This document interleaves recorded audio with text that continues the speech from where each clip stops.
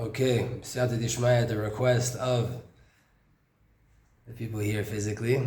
We're going into a new journey, and we're going to be learning about Sippurei Masiyot, the ancient tales of Rebbe Nachman ben Fege, Rebbe Nachman of Breslev. Nachman of Breslev told many stories towards the end of his life that were groundbreaking stories. And there's a book that compiles the 13 main stories. There are many stories, but there's 13 main stories that align with the 13 attributes of mercy. And we want to start to learn some of them. Most likely we're going to start with the 9th story, which is Masemi Chacham Vetam, the wise and the simpleton. But we can't get into Sippurei Masiyot without doing a proper introduction. So for that, we're going to be learning first from, maybe in this short class, we'll do the Breslev, like the actual core, like Reb Nachman, Reb Natan, what is Sippurei Masiyot at the core. And then we're going to be diving into a book called Rav Chesed from Rav Avram Tzvi Kluger. And it's a book that is teaching people about depths of Sippurei Masiyot and a lot of the different things that can be found in there. But let's get started. And the first source we're going to look at is in Chaye Moran, which Chaye Moran is like, so to say, like the life of Reb Nachman, the wisdom of Reb Nachman. And it's the 25th teachings, 25th letter in Chaye Moran. Cafe, he says there like this: Hayom amarti shlosha dvarim shelo ki divrei haolam. Today I said 3 things that are not like the way the world speaks. 1, העולם אומרים שסיפורי מעשיות מסוגל לשינה. The world says telling stories and fairy tales is auspicious to putting someone to sleep. You want someone to go to sleep, you tell them a fairy tale, you tell them a story. ואני אמרתי, and I said, says Reb Nachman, שעל ידי סיפורי מעשיות מעוררים בני אדם משננתם. By way of stories, you can arouse a person from their slumber, from their sleep.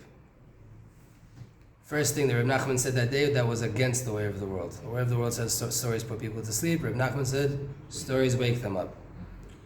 2, העולם אומרים שסיפורי דברים אינם באים לידי הדיון, ואני אמרתי שסיפורי דברים של הצדיק, שהוא מעורר על ידי זה בני אדם, שנשנתם על ידי זה בא פקידת הקירות.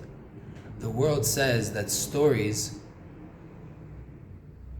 שסיפורי דברים אינם באים לידי הריון, that people you don't get pregnant from stories. It's a saying that must have been around in the world.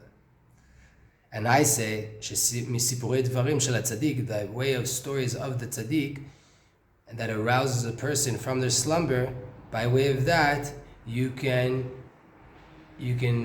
take a woman out of her barrenness. You can get a barren woman pregnant, meaning the light of that comes down from Sippurei Masiyot. And I can say this personally. One time I asked Rav Koenig here in Tzfat, we hadn't had children at the time, what can I do? We really, really wanted to have a baby.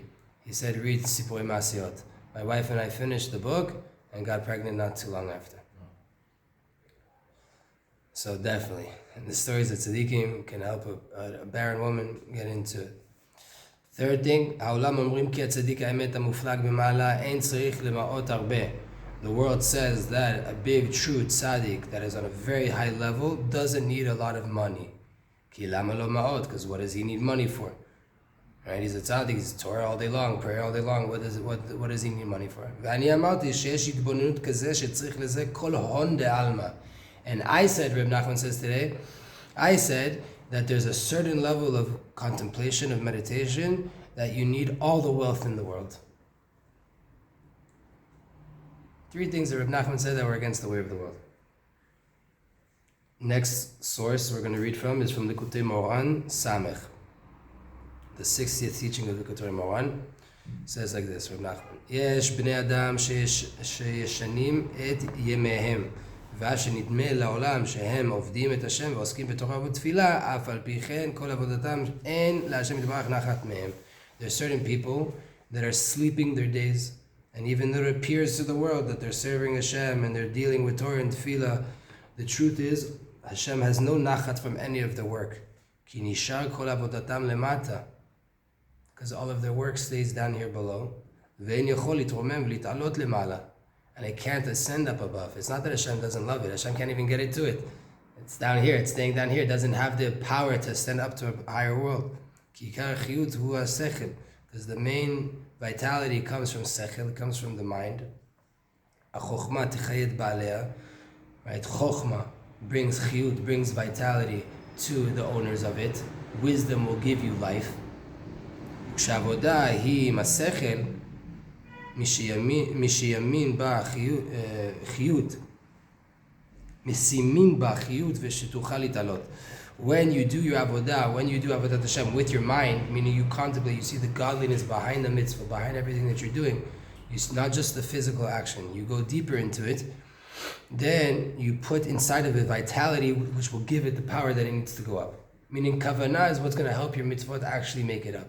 And when you do things just actions dry without it, and from a place of slumber, so then it never ascends up. When a person's in a constricted mind, which is the aspect of sleep, slumber, his work can't ascend up.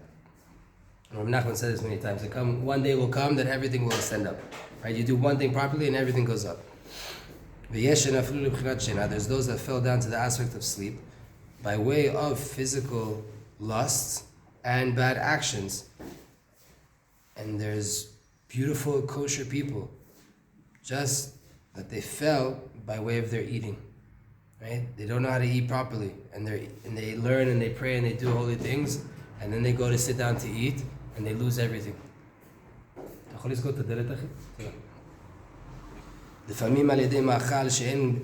Sometimes it's by way of food that's not clarified. By way of that unclarified food, meaning that not good for you food, your heart can get tainted. By way of this, you lose the front side, you lose the revelation, and you fall to this aspect of slumber. You have to arouse this person from their slumber. We all know this. Sometimes, right, you eat food and you get super tired afterwards. Right? It brings you down when it shouldn't be doing that. Either that happened because you ate too much, or you ate food that you shouldn't have been eating. It wasn't clarified for the level you're at. Right? You can't arouse a person if they don't want to arouse themselves. You have to have an awakening from down below. Right?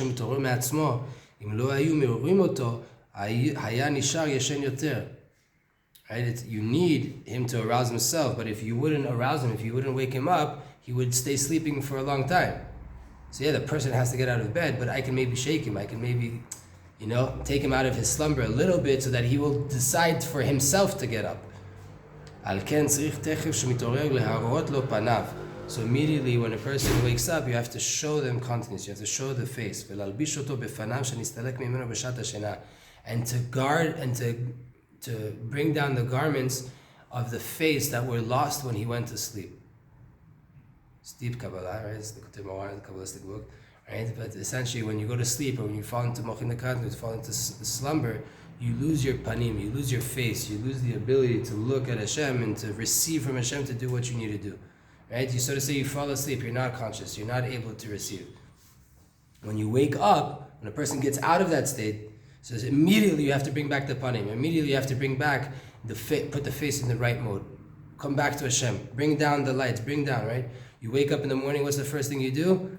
Tefillin, talit, pray. Straight away look at Hashem, turn to Hashem. You're not meant to do anything.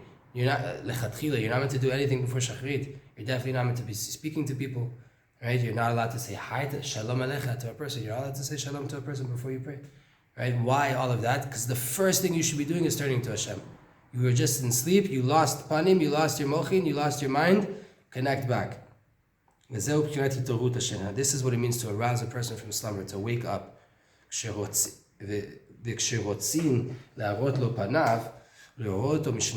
you want to show a person the face and you want to arouse them from their slumber, you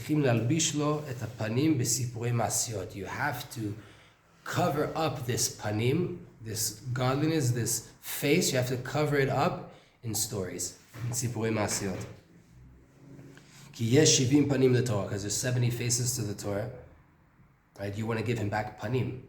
You're trying to give him back panim. When he went to sleep, he lost his panim, and you want to give it back. So how do you do that? By way of Sippurei Masiyot. Because in the Torah there's 70 different faces, and they are 70 years, and 70 years is always connected to spiritual slumber, right? The Galut of Bavel, the exile of Bavel.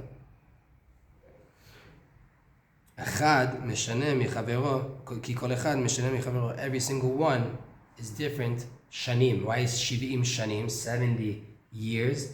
Shanim in Hebrew could also be Shonim, different. 70 faces to the Torah is equivalent to 70 years. So what's 70 years? 70 different individual faces of the Torah. 70 years of slumber. When you see it all as individual and separated, you could be in a state of slumber. 70, that's one, right? So when you want to give it back, everyone is separate. There's someone that fell on off of all 70 faces of the Torah. You can't use him any fashion, you can't use any face to arouse him. The only thing that will do it is Sippurei Masiyot Shel Shanim Kadmoniyot. Stories of action from primordial years, from ancient years. Actual stories from ancient times.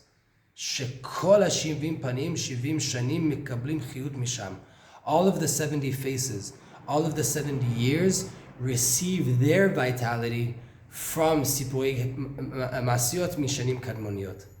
From the ancient years, from the primordial years, that's where the 70 faces of the Torah receive their vitality from, and the 70 years receive their vitality from. So when a person falls from all 70 levels, where do you have to arouse them from? From the root, not from the revelations. And that's in a story. וזה בחינת עתיק, זה בחינת זקן, בחינת הדרת פנים, שכל ה-70 פנים מקבלים חיות והעידוד משם.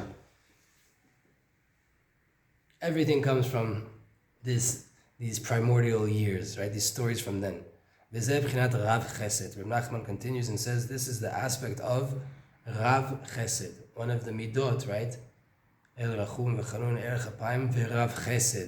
ואמת, נוצר חסד לאלפים, נושא עוון ופשע וחטאה ונקה. 13 attributes of mercy. One of them is ורב חסד, and abundantly kind, abundant kindness.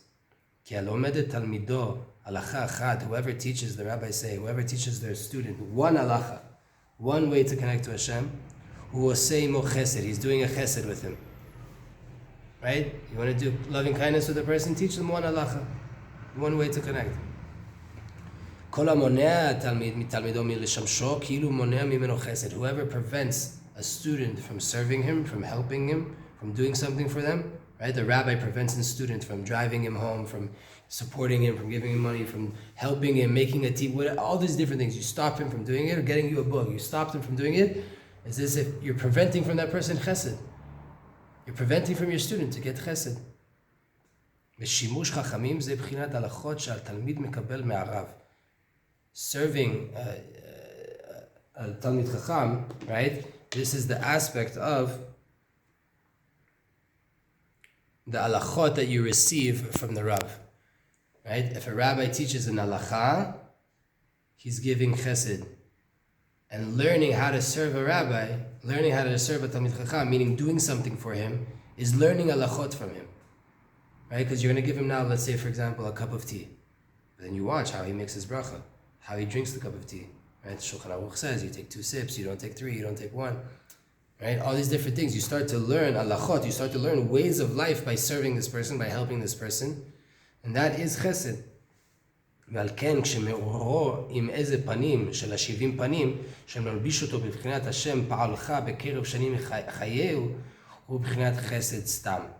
When you arouse your student or you arouse a person with one of the 70 faces, and you cover that up in, you malbish oto, you put it in a garment that's the aspect of Hashem palcha bekerev shanim chayehu. Hashem is the one doing everything. Bekerev shanim chayehu, with closeness to shanim, to this root, the root of it, chayehu, you receive vitality.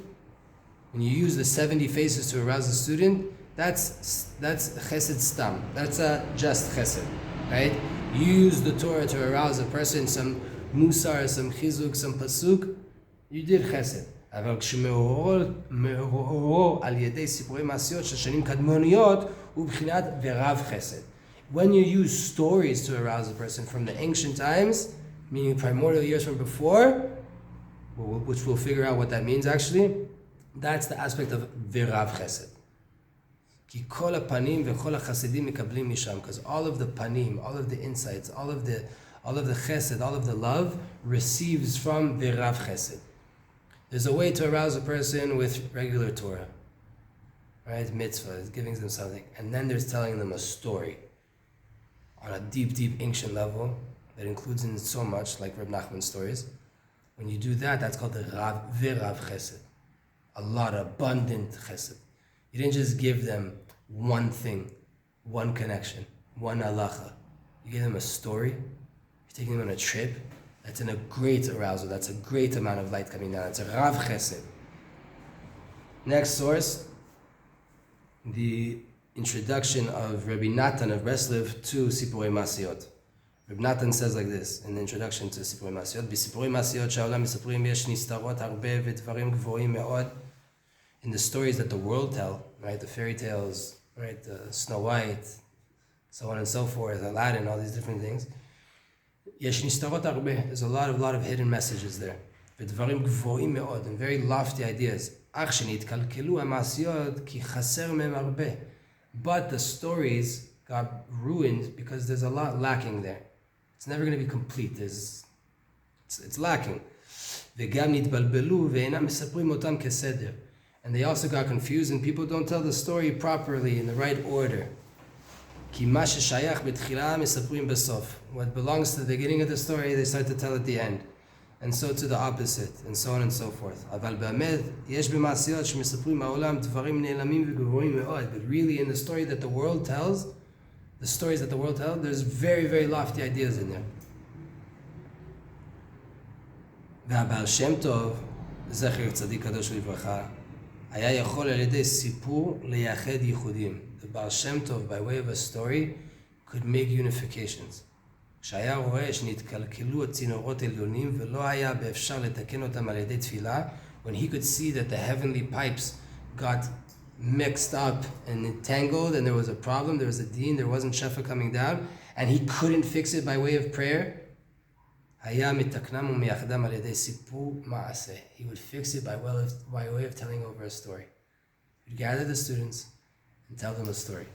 And in that story, he was hiding in the story his prayer, his tefillah, all of the yichudim, all of the unifications that he needed to do to release the dinim, to release the problem that's in Shamayim, just by way of a story.